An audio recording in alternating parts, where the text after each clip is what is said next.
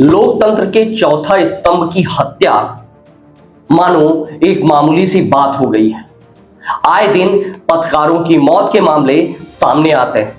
मुझे नहीं पता कि इस खबर को आप शेयर करेंगे, कमेंट करेंगे या बिना लाइक करे भी इस खबर को छोड़ देंगे, पर मैं ये जरूर कहूंगा कि इस खबर को अंत तक जरूर देखें। और ये उम्मीद मैं जरूर करूंगा कि अगर आप पत्रकारिता के तबके से जुड़े हुए हैं, इस समुदाय से जुड़े हुए हैं और आपको भी लोकतंत्र की आवाज उठाने का शौक है, भ्रष्टाचार के खिलाफ खड़े होने का शौक है, तो इस खबर को अंत तक देखिए।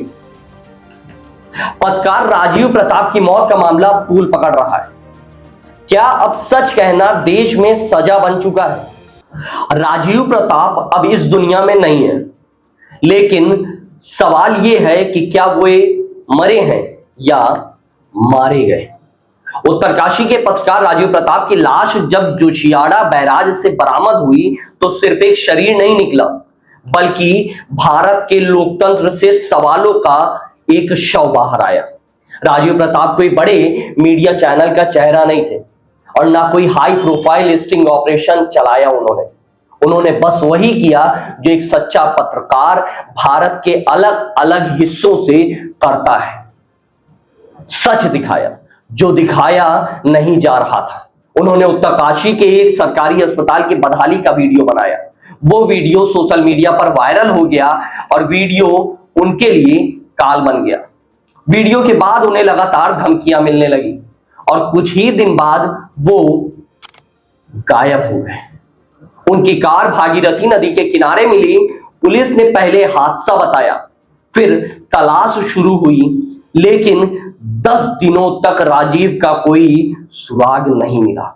और फिर 28 सितंबर को उनका शव जोशियाड़ा बैराज में मिला, बुरी तरह सड़ा गला, पहचानने योग्य और लायक नहीं। अब इस पूरे घटनाक्रम को ध्यान से देखिए।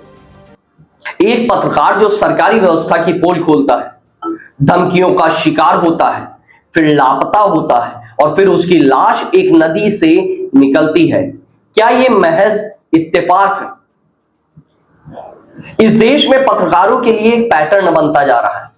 जो सच दिखाए वो गायब हो जाता है, जो सवाल पूछे वो निशाने पर आ जाता है, या उसको सोशल मीडिया के माध्यम से या फोन कॉल के माध्यम से धमकियां मिलना शुरू हो जाती है। और फिर सिस्टम की तरफ से एक लाइन आती है, जांच की जा रही है।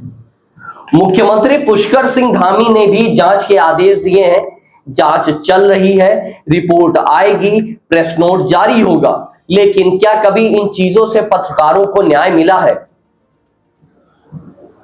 राजीव की मौत पर दिल्ली में कोई प्रेस कॉन्फ्रेंस नहीं हुई, ना किसी ने लोकतंत्र खतरे में है के नारे लगाए। क्यों? क्योंकि राजीव प्रताप किसी प्राइम टाइम शो के पोस्टर बॉय नहीं थे, वो एक जमीनी पत्रकार थे। वो जो गांव के अंदर से, अस्पतालों की दीवारों के पीछे से सिस्टम के फफोलों को उधेड़कर सच सामने लाते थे। आज उनके जाने पर ना बड़े चैनलों पर बहस है, ना संसद में शोक प्रस्ताव, क्योंकि सच्चा पत्रकार मरता है तो टीआरपी नहीं बढ़ती। तो क्या पत्रकारिता एक पेशा नहीं बल्कि बलिदान बन चुकी है? क्या आप सच दिखाने वाले पत्रकारों को पहले ही अपनी वसीयत तैयार रखनी चाहिए? राजीव की मौत एक चेतावनी है हर उस रिपोर्टर के लिए जो अपने मोबाइल से, अपने कैमरे से सच्चाई के छोटे छोटे वीडियो बनाकर जनता तक पहुंचाता है। वो जो बड़े चैनलों से नहीं बल्कि जनता की आंख और जुबान बनकर रिपोर्टिंग करता है। हम ये नहीं कह रहे कि राजीव की हत्या हुई, लेकिन ये जरूर कह रहे हैं कि राजीव की मौत संदेहास्पद है। और जब तक पूरी सच्चाई सामने नहीं आती, तब तक पत्रकारिता बिरादरी को चुप नहीं बैठना चाहिए। इस देश में लोकतंत्र की रीढ़ अगर कोई है तो वो है पत्रकार, जो सत्ता से नहीं जनता से सवाल पूछते हैं। और जब वही पत्रकार मारे जाने लगे तो समझ लीजिए कि खतरा सिर्फ एक व्यक्ति को नहीं बल्कि पूरे लोकतंत्र को है। राजीव प्रताप आज हमारे बीच नहीं है, लेकिन उनका कैमरा, उनकी कलम, उनका साहस हर सच्चे पत्रकार की आंख में चमक बनकर जिंदा रहेगा। आप देख रहे हैं द एनालिसिस विद अखिल, और मैं यही कहूंगा कि इस देश को राजीव जैसे पत्रकार चाहिए, राजीव जैसे पत्रकारों को एक सुरक्षित देश चाहिए। धन्यवाद।